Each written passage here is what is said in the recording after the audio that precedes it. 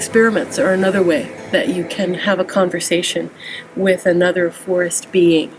If I want to ask this white pine, what kind of soil pH do you grow best in? It can't answer me, but I can create a pot with this soil pH and this soil pH and this soil pH and watch the way the white pine grows.